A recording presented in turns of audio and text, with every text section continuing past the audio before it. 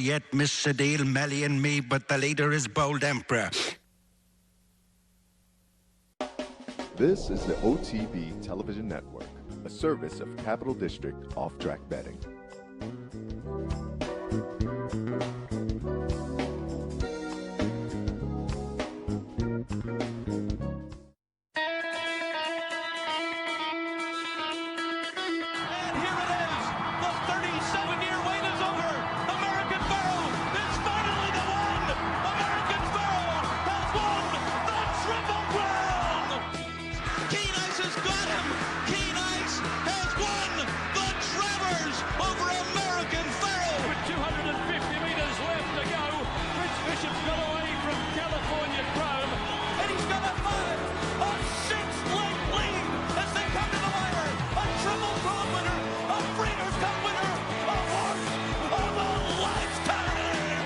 Broadcasting live from the Capital OTB studios, this is Racing Across America with Seth Merrow.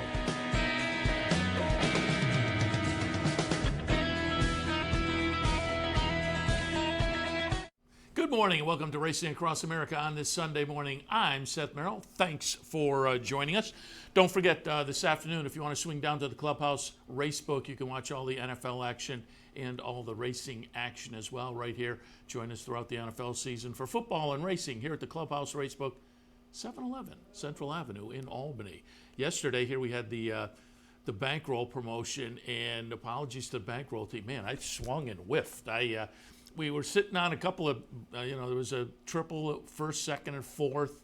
Had a couple doubles live that were okay to logical horses, and just could not get anything to click. I always say these bankrolls are a lot like if you're a contest player or you watch contests. I mean, people who sit at the final table at the NHC, the National Handicapping Championship, if you watch contests during the year, those guys can zero out one week and be in the top 1, 2, or 3 of the next week, and it's just it's the same with these bankrolls. Some weeks I sat out a race at Churchill yesterday where my top 2 ran 1-2 for a very nice exact end. So I just zigged when I should have zagged a couple of times, and we were close other times. So again, apologies to the bankroll team, but we have another chance next week. We have an online bankroll coming up, so you can check the website for that. That'll be next weekend. We'll be in here a little later in the day. We'll be doing it here from the studio and tossing out some ideas and playing for a bankroll team, again, online next week. So hopefully we can get back in the saddle and make it work next week, because it was tough. Nice crowd out there, though. Appreciate everybody turning out and participating. It's always fun. A little rough yesterday, as they say, but it's always fun when folks turn out and kind of chat during the afternoon and toss out some ideas, and they toss out some ideas. That's the whole game plan, horse racing, and appreciate, again, folks showing up. All right, let's take a look.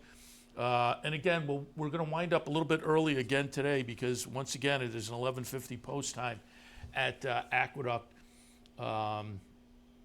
So they kick off the pregame show at around 10:30 or so, and we'll watch. I mean, if that becomes the norm, we'll probably kick a little earlier, but I'm just not sure that will be the norm throughout the winter. It has been for the last 2 weeks, I suppose, that 11:50 as they try to get in 10 races with early daylight ending, and so again, we'll wind things up at about 10:30 today. I'll just take a look at some of the stakes, a little stakes recap, and then we'll do a little handicapping, and then kick it over to the NYRA pregame so you can get some ideas for Aqueduct for this afternoon. And again, it was a decent little stakes day yesterday. We're in that kind of lull period late in the year, although this coming week, and I just pulled up a list, this is a nice week coming up. Fairgrounds will open up this coming week. They have the Thanksgiving Classic on Thanksgiving Day. Friday, obviously, the Clark down at Churchill Downs. That should be a lot of fun. And then out at Del Mar, you have the Del Mar Turf Series. A lot of great stakes action at Del Mar. They have some nice stakes next Saturday at Laurel. Aqueduct has the Aqueduct Turf Sprint Championship, the Discovery, the Long Island lined up.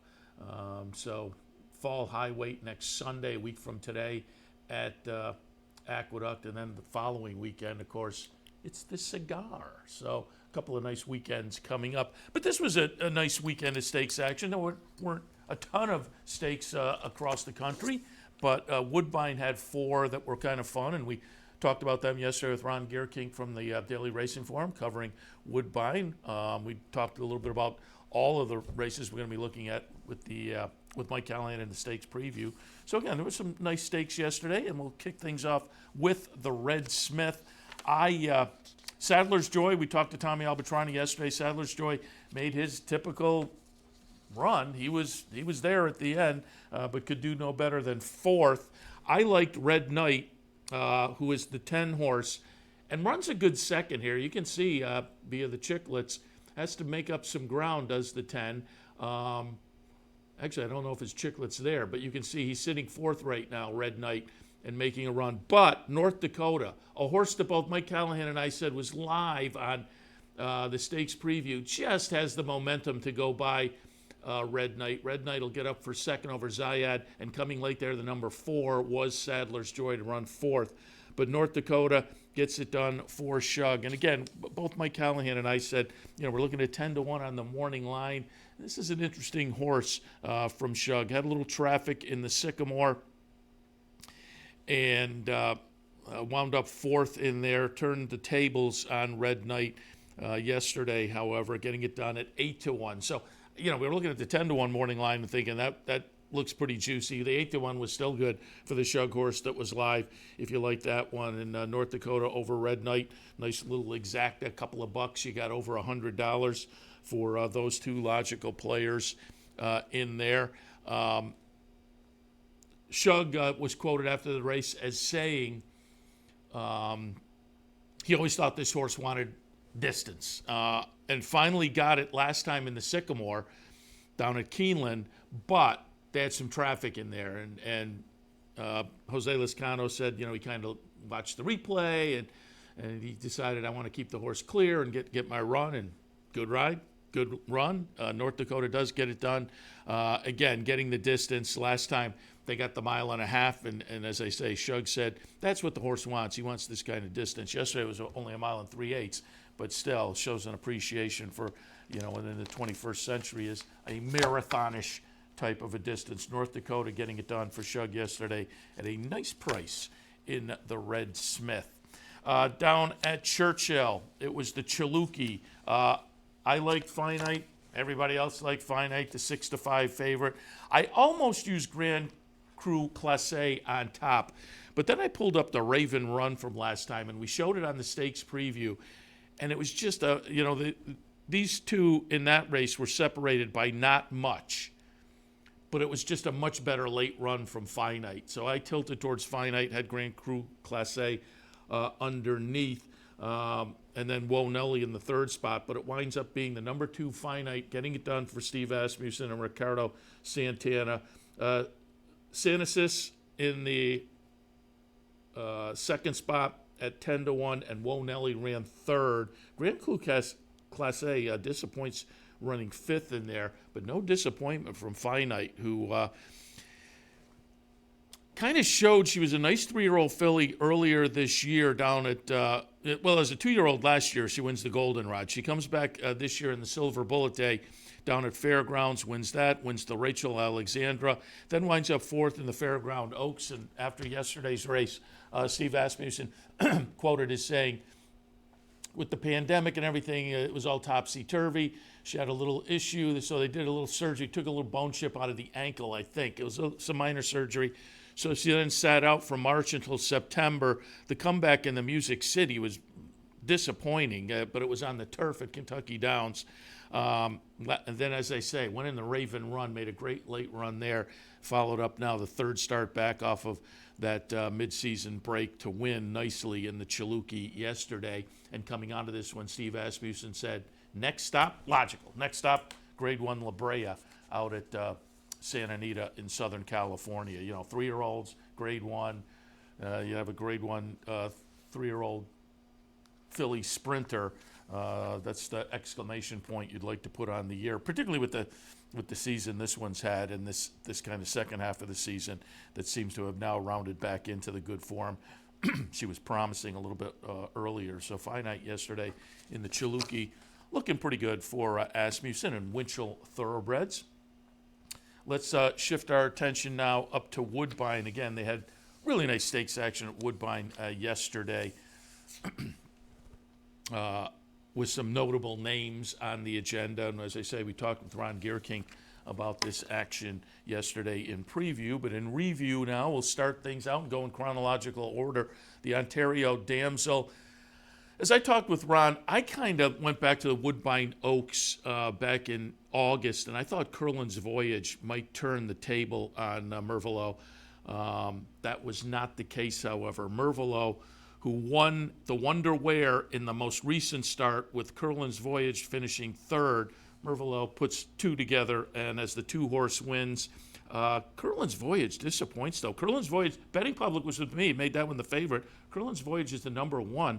Can't do any better than fifth in here, but Mervalo looks pretty good. Again, stringing a couple of nice ones together.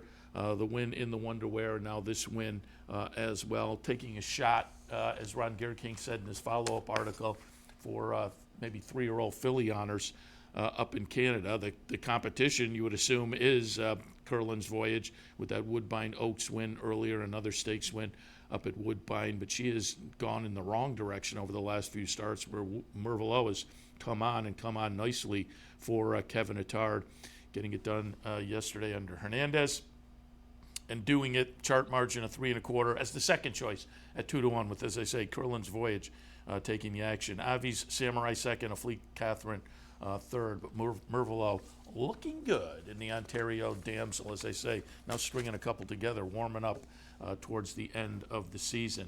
Flip side, the 3-year-old boys in the Ontario Derby. Once again, I kind of went back a little bit, and I thought Mighty Heart may rebound to the performance we saw in the Queen's Plate. Followed that up with a win in the Prince of Wales, and then Mighty Heart went into the Breeder Stakes last time with a chance at the Canadian Triple Crown and got pushed a little bit early at the 1.5-mile distance and faded badly. Belichick was the winner that day in the Breeders up at Woodbine at 1.5 miles. But as I say, going back to the Queen's Plate, I thought Mighty Heart might be the one to beat yesterday, but I said you had to take some serious interest in the fact that Mike Maker kind of took a look at the condition book and whatnot and said, you know what, let's take a little pop maybe with Field Pass in here and chip in. Had been seen last time at Santa Anita, the American Turf at Churchill. Before that, the Saratoga Derby up at Saratoga. All of the recent races on turf, but if you go back to March, was on the synthetic at Turfway in the Jeff Ruby and won that. So in one start on a synthetic surface, had a win. So as I say, you had to think, Mike Maker, a little bit interesting here with Field Pass, and that's exactly the way it turned out. Field Pass gets it done as the second choice at 5-2. 9-5 was Mighty Heart. Field Pass is going to be the number one. Belichick, the number 2, runs second. Malibu Mambo third. Mighty Heart, the number 6. Again, a little bit disappointing as the favorite, running fourth in here. And pretty well beaten fourth. You can see kind of fades after having led for most of the trip. But Field Pass gets it done. Kimura on board. Mike Maker trains. And again, it was just, Mike Maker, who, we're going back now 4 or 5 months, has just been on a really nice run wherever he's sending and basing horses.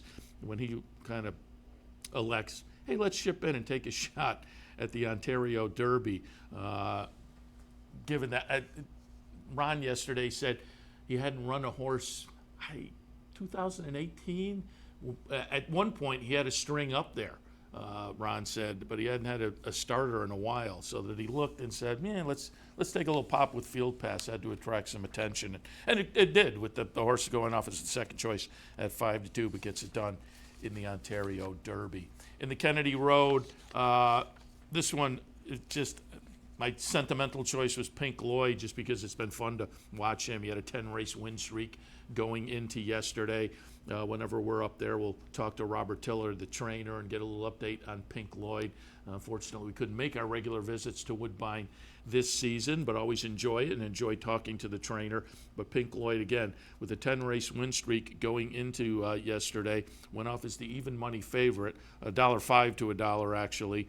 The second choice, however, at 2-1 was Ride a Comet. I thought Super Stonehenge from Mark Casse coming out of optional claiming win last time was a little bit interesting at perhaps a price. And it will be number 2, Ride a Comet, getting it done as the second choice. Super Stonehenge, again, a little bit of a price. The number 1 runs second. Pink Lloyd, the favorite, the number 7. Coming, just can't get up. Almost broke a track record here, did Ride a Comet. So this was a fast race, fast early pace. Ride a Comet had the late run. Pink Lloyd just not enough there in the stretch. Winds up third, Silent Poet fourth. But Ride a Comet getting it done for Mark Casse. So again, Mark Casse trains Ride a Comet. He had the horse that I thought maybe the clever horse, Super Stonehenge, a Casse exacta in the Kennedy Road yesterday. Decent little exacta too. For a couple of bucks, you got 50-something back in the Kennedy Road. But it is Ride a Comet, and again, a little bit disappointing. You just like to root for horses like Pink Lloyd. Came into yesterday, 26 wins in 31 starts, $1.5 million in the bank, and as they say, riding a 10-race win streak, but gets defeated yesterday in the Kennedy Road. And finally, we wrap things up on the stakes side of things up at Woodbine with the Bessarabian. Mike Callahan and I both liked Amalfi Coast. I think Ron was a little bit in the Amalfi Coast corner as well. Amalfi Coast fourth at 3-1. The favorite was Artie's Princess from Wesley Ward, who pretty good record. 4 wins in 6 career starts. All of the starts had been at Woodbine except for a Saratoga try back on July 31st on the turf.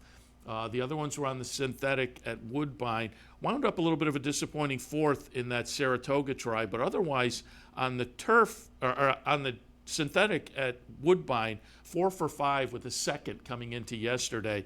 That made the betting public tilt towards this one as the 5-2 favorite, and holds on late. It will be Artie's Princess, the number 4, over number 2 Boardroom for Josie Carroll. At 4-1 and at 6-1, Our Secret Agent third. Number 5, Amalfi Coast runs fourth. Had a little trouble, a little bit of traffic for Amalfi Coast. Maybe that cost a little bit, but it's just hard to see anything.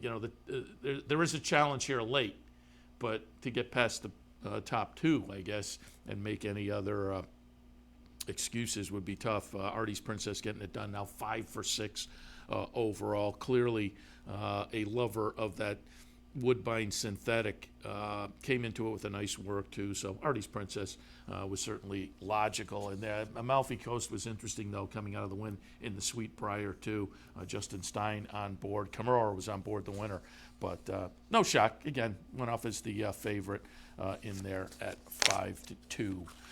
So again, there was some of your stakes action yesterday from Aqueduct, Churchill, and Woodbine. And as I said, coming up next week, things really light up a little bit. The Clark and the Turf stakes out at Del Mar and whatnot the following week, the Cigar Mile. So should be fun. Look forward to talking about those as well. Right now, we'll take a break. When we come back, we'll do a little handicapping. And again, we'll cut out a little bit early this morning because with the early start at Aqueduct, they'll kick off the NYRA pregame a little bit early, so we'll try to get you to that. But we'll come back in a few. Maybe take a look at the late pick 5 at Churchill tomorrow. I felt over the last couple of weeks I've had a better feel for Churchill than Aqueduct. So we'll come back and take a look at some Kentucky racing when we come back. Stay tuned.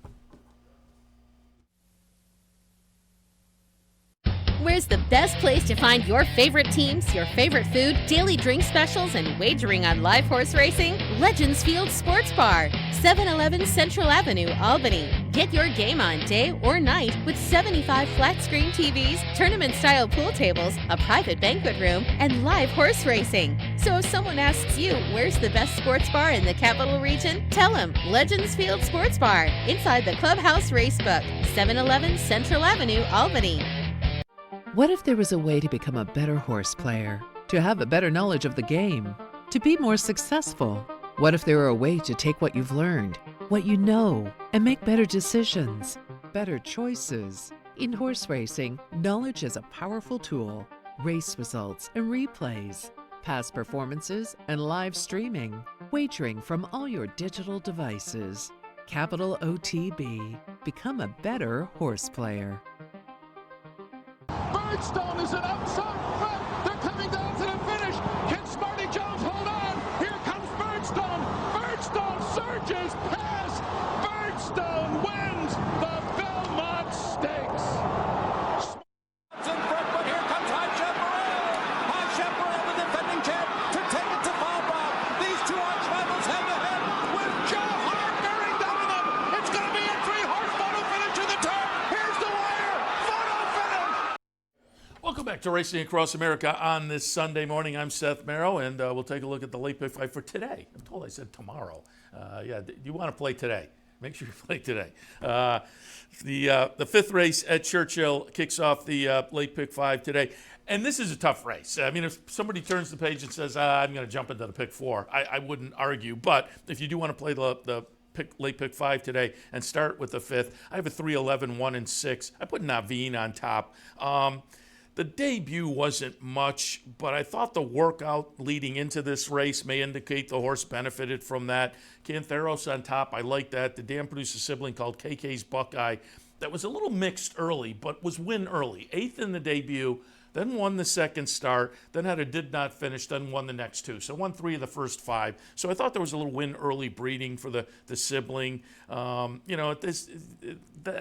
kind of stats with this kind of a situation, though, debuting at 40 and moving down to 15 maybe don't hold up quite as well as they do at higher levels. But again, that last workout, the 47 and change, says Naveen maybe a little bit live for Brendan Walsh. Second slot, we'll look at Dirty Deeds. Dropped down to this level last time. And ran okay early, got caught late, goes from 7 furlongs to 6 furlongs today. That may be beneficial. Third spot, we'll look at New Dice, who dropped down to this level last time for Dallas Stewart, and again, showed a little punch. It wasn't much, but this is not much of a field. And then Star Mission in the 4th spot for Kenny McPeak. Again, there's not a whole lot.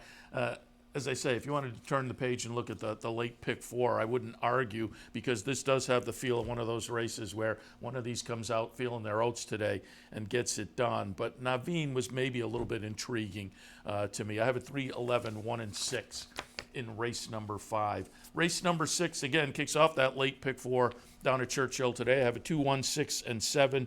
The Big S, a little 5-1 on the morning line. We'll see if that holds up, but I thought this horse was intriguing going out for Ray Handel. Keeneland and Churchill in the last 2 starts. The Keeneland start was okay. The Churchill start, not much. But now they drop in for a tag. This is a horse that earlier in the career they had some hopes for. They started in the Amsterdam and the Alan Jerkins at Saratoga last year. Didn't do much in either of those, but obviously they had some expectations for the horse. Has not quite lived up to them, although the start of this season, they had a big layoff, November until September of this season, and then came back up at Saratoga and ran second before that third, 2 starts back at Keeneland. And again, the follow-up at Churchill wasn't much, but now they drop in for the tag, again, with some back class maybe, or at least some back potential. We'll put the Big S on top. Takafumi in the 2nd spot off the nice second place finish when dropped in for a tag last time over at Churchill. Rob the Rich in the 3rd spot. Was in some maiden special company, finally in career start number 6, broke the maiden, and then followed up in a salty starter allowance here at Keeneland last time. So drops in for a tag the first time. I thought the last 2 numbers this horse fired kind of fit with this bunch. So we'll put Rob the Rich in the mix. And then Spin Rate. Nice maiden special win down at Fairgrounds earlier this year. Laid off from that race until October. So a February to October layoff. The comeback in allowance company at Keeneland was not much. Had switched barns from Tommy Amos to Ron Moquette.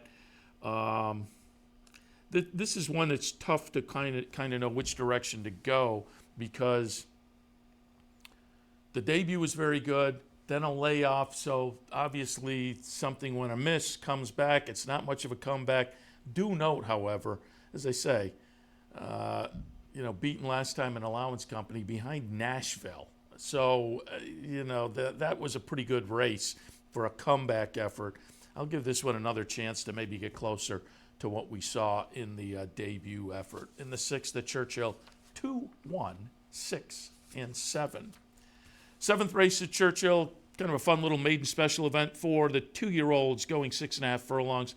I have a 10, 1, 9, and 6. I thought the 4 was a little bit interesting as well. The number 10 is Candyman Rocket. By Candy Ride, a win early sire. They paid $250,000 for this horse at OBS earlier this year. There's a sibling called Simsbury who was 5th and 4th in the first 2 starts, but then ripped off 3 wins. So I thought there was a little win early on the bottom. Bill Mott, I've said it for the last couple of months, his first-time starters, starting at the end of Saratoga, became a little bit interesting. And so we'll put that one on top. Bob's Edge in the 2nd spot for Larry Jones, just missed in the debut. Off of that debut effort, you have to think Bob's Edge is going to be live in here. 3rd spot, I went with Supremacy by Constitution. Comes from Brad Cox, so there's a little win early, a little nature and nurture working with the sire and the trainer. Oxfire in the 3rd spot. I looked at the works for this Jack Sisterton runner and thought, you know what, a couple of the works there are pretty good and may indicate this horse could be live first out. In Macron in the 5th spot, as I say, I'm not necessarily going down 5 deep, but I just couldn't ignore the Asmussen runner in the 2nd start that may offer some value. There was a sibling called Egg Drop that won its career debut. This one didn't, but showed some punch. And we all know the Asmussen runners. Some bang first out, and some just benefit from that first start and get better next time. That may be the case with Macron. Number 11, Ghostliner. They paid just under $500,000 for that one. It's Mark Cassie, Oxley, Cassie.